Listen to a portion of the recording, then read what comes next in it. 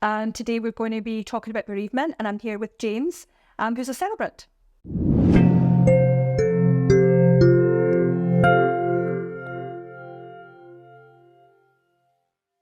Hi, James. Hi, Janine. So one of the things when I talk about bereavement and talk about when people are perhaps diagnosed with a terminal illness, it's about their wishes, about their loved ones' wishes. Yeah, there's such a big stigma around talking about funerals and death and dying, isn't there? Yeah. And it's something that we that we really need to break down. Yeah. Because it's such an important thing to talk about, isn't it? I think it's massively important. And one of the things that we've done at CFS is put a sheet together talking about what my wishes are. It's a really fantastic piece of information, so you can give that to say somebody is diagnosed with terminal cancer. So my mum, for instance, she was diagnosed with lung cancer, and my mum was very religious, but she wasn't afraid of dying, and she wasn't afraid to actually tell me what she wanted, and she sat me down and told me exactly what to do because I hadn't a clue.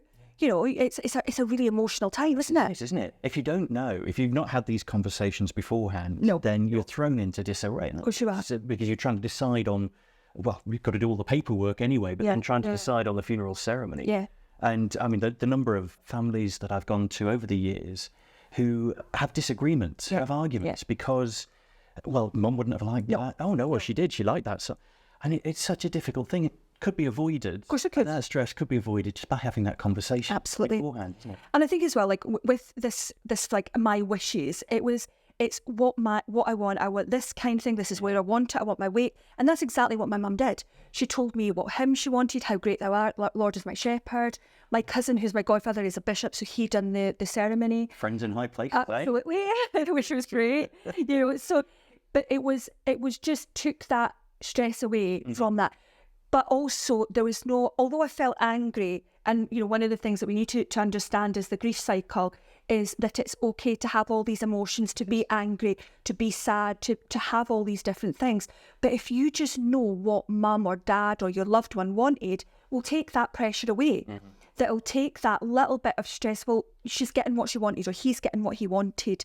And there's no arguments then as well. And the amount of families that fall out, and you must see that a lot. Absolutely, absolutely. It's one of the parts of my job is going to see the families, of course, and I spend a lot of time with families talking. Yeah. And as I say, there's so many arguments often about the funeral ceremony and about what it is that the person would have wanted, and about because funerals, of course, are generally for the family to remember, to celebrate, and to have that line in the sand. Yeah. That then, although it's a hard thing often, it's about being able to then move on from that and taking those memories, not leaving the loved one behind, but about taking those memories with them forward. Which is why it's such a highly charged time, of course. And so knowing what the person who's passed away would want. It takes away that pressure, it takes away that stress. And so having those conversations is so important. It is. And I think there is a stigma about dying, and there's people that are, there is so much, I don't want to talk about that. And no, nobody wants to talk about dying because it's just so final. And whatever you believe in, but just having that life celebration and just having that, look, do you know what? I want this. I want it to be a life celebration, which I would want. Like my mum didn't want pink. She didn't want black, she wanted pink. She wanted different colours and things like that. And she wanted it to be more, look, you know, I'm not afraid of dying. And that, I think that's very strong, but not everybody's like that. Well, no, I think the thing is, it's going to come to us all at some point. It is. And just by talking about it, it's not going to make it happen any sooner or any later. No. And so having those open, honest conversations. Yeah, definitely. You know, I talked about it with my mum and dad, and I know what they'd like, what music-wise. Yeah. And it wasn't a nice conversation. I mean, it was quite good fun, actually, when I think about it. It wasn't a nice conversation to start. Yeah. But when we got into it, we had quite a lot of fun talking about it, because it's about them. Yeah. You know, it's a lovely thing to do, because now I feel confident. It's not going to happen for many, many years to come. No. But I feel confident, my sister feels confident that we know what they would like. 100%. And then it means that for us, as that happens at whatever point in the future, hopefully, as I say, for many, many years it won't happen. Yeah. But we have that knowledge that it's okay because we know what they want. Exactly. And as you said, it's like that's, it's not for, you know, funerals. They say, oh, you know, I just want to get put my ashes away, do whatever. No, the funeral is to say goodbye. Yeah. It's for that person, the loved, the other loved ones, and the family and the friends to say goodbye to that person. And that sort of final part of, do you know what, I've said goodbye, I've given you that send off, and I can try now to, my life's never going to be the same again, but I can now try and sort of understand and look and sort of navigate my life without you in it. But without a funeral, to do that, how can you say goodbye? Well, and this is something that, so I know we're both therapists now. I don't know how you saw in your practice, but over COVID, when people weren't able to have funeral ceremonies, or certainly really small ceremonies, I was seeing a lot more people further down the line who were still dealing with their grief. Yes. Because they'd not had the opportunity 100%. to say goodbye. And of course, it doesn't have to be a funeral ceremony. It's a crematorium. It can be wherever. We can have a celebration of life ceremony. Yeah. I've been to rugby clubs and delivered ceremonies. Yeah. I did a choir rehearsal once when the choir were there, and we sort of had a singing celebration, which was a lovely thing. Yeah. I've been on mountainsides, on beaches. And so it doesn't have to be the traditional way all the time, but it's so important to have that 100%, that ceremony, that, as I say, that line in the sand, to be able to then move forwards. And the grief, I mean, what I always say to people is grief is so personal, and there's no time scale for it. No. There's no time scale for grief. It can be, I mean, I have many clients, although I don't deal with in funerals, it's celebrants, but with clients, it seems to be the trauma later on. It's 4 or 5 years later, especially children losing their parents very young. It's 4 or 5 years later, and they feel that my mum's not here. Or, that's when I feel that they're like, well, I should be over it by now. Well, no. Grief is not, you don't get over grief. You just learn to live with that. I believe that. I don't know about you. Saying about grief is like the ocean. Yeah. Sometimes it's rough, sometimes it's smooth. All we can do is learn to swim. Absolutely. And that's a lovely quote. It is. Just you make your way forward. You find that way. You do. And it's such an important, and that's why I do feel that the funeral is such an important part of the grieving process. It is. Well, it's a time when you can bring together all of those memories, all of those wonderful times. That's lovely, yeah. Those things that make you smile about the person, those things that maybe annoyed you about the person, those running family jokes that come together, that you put together in one place and you talk about. And this is why we often talk about it being a celebration of life. Absolutely, yeah. Because, of course, it's sad saying goodbye to somebody that you love. Of course it is. But being able to remember all those wonderful things, all those times that you spent together. Absolutely. It is such an important part, that then you can take with you. And one of the things that I always do is give a copy of the ceremony to the family as well. Yeah. So they can remember then in years to come what we talked about, what we said about grandma or granddad or mum or dad or whoever. Yeah. And it gives them that physical, tangible link to the person who's passed away that they can then carry on talking about. Yeah. And I think, one of the things, sharing those things, sharing that, the copy of the ceremony or a poem or something like that is so lovely. And one of the things that I do now that I didn't do for a long time was put things on Facebook of my parents, because it was so painful in the beginning. But one of the biggest healing processes for me was seeing people put nice things on the photos. So I put a photograph on, and obviously being from Scotland and living in Wales, and then people from Scotland, they would put, oh, your mum and dad were such a lovely couple. They were so lovely. I remember this, I remember that.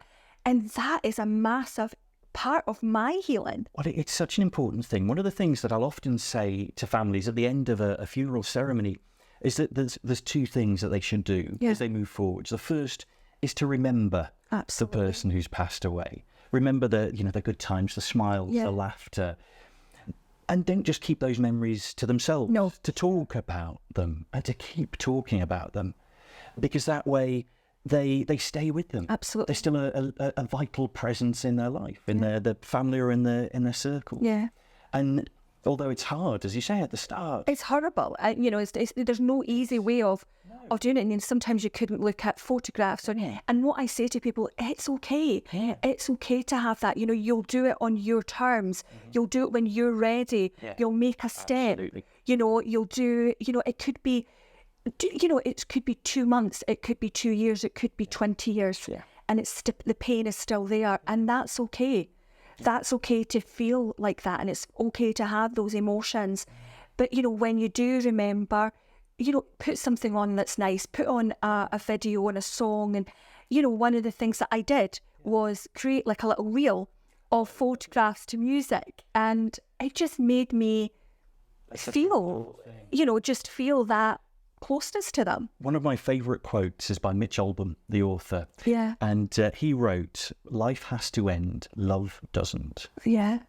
And it's so true, isn't it? Just because somebody's died, it doesn't mean Of course not. that you stop loving them. It doesn't mean that you push them away. And so by talking about them, by remembering, by putting videos together on Facebook, on social media, to help other people to talk about, to help other people to remember. Yeah. It's such an important thing, isn't it? That love carries on. It does. Both from family, from friends, from everybody together. And our memories are there. Yeah.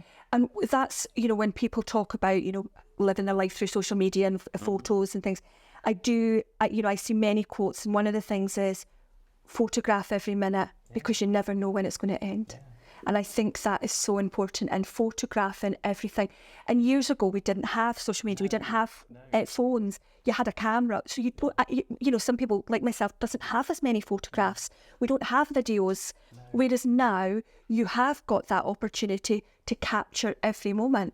And that's such a lovely thing. It's one of the perks of my job, being able to go and spend time with families. You know, we talk, and one of the questions that I'll often ask, because it's so important, is if they have any photos. Absolutely. And, you know, looking back through photos and seeing, and I'll often joke with families that I work with about this, that it's a bit like Guess Who, because there'll be photos of the grandchildren when they were little, who are now 20 or 30, you know, and seeing if I can match up music. But it's such an important thing. And then we talk about the times that that photo was taken. Yeah. Where were you? What was going on? Absolutely. And having those photos on the phone, in photo albums, as you say, is such an important thing. Oh, it's massively to be able to go back and to smile as you remember. And I think, you know, grief and bereavement and, you know, dying, all of these things are they're so personal, but having that understanding of what they want, what the family may want, but also having that understanding that it's okay, we're going to have all these different emotions, we're going to have all these different feelings, and it's okay to have those. And that's a really important thing to say, isn't it? That it's okay to feel how you feel. You might feel angry, you might feel upset. Absolutely. And that's okay. Yeah. One of the, you know, on the last point is like the Kübler-Ross grief cycle model. And, you know, it is that revolving circle. And, you know, you might feel, you can sit there and laugh about something, and the next minute you'll cry. Absolutely. Then the next minute you'll be angry about it. The next thing you'll go, oh, it's okay, I'm fine. But all of that is normal when it comes to that. And it can start from the very time of like a diagnosis. And it's just so important that we as professionals, as celebrants, as funeral directors, we all understand what people are going through. And if we can just give them that little bit of understanding, then, and take that little tiny bit of pain away. Absolutely. I think one of the parts of my job that's one of the most gratifying is when I go and see a family, and after we've been together for 2 hours, you know, they'll say, you know, I was dreading you coming. I didn't want to talk about it. But actually, it's been so wonderful to relive those happy memories, those good times. Yeah. It's such a gratifying thing for me. I'm in such a fortunate position to be able to talk about those things and to hear about somebody that they love so much. Absolutely. And it's a wonderful thing. Oh, it is, and it's lovely, and it's nice, but it doesn't always have to be a religious ceremony. It can be about a celebration. It can be what that person wants. I think with me, as a civil celebrant, that every ceremony that I write is individual. It's different. It's all about the person and the family, and how it's best to remember and to celebrate them and their life. So if they want hymns and prayers and readings, we can do those. But equally, it can be completely secular. Absolutely. It can be about the favourite football team. It can be about pigeon racing. I did a ceremony the other day which was all about pigeon racing. Something I loved. And we had a release of pigeons after the ceremony. Oh, that's fantastic, isn't it? That is so. We had some poems, and we had, it was a lovely thing, because it's all about them. It's individual. Celebrating them in the best way. And I think if we can be that little bit more open, perhaps we can take that little bit of pain away. Thank you so much. It's been lovely talking to you. Wonderful to chat to you. And thank you to everyone for watching.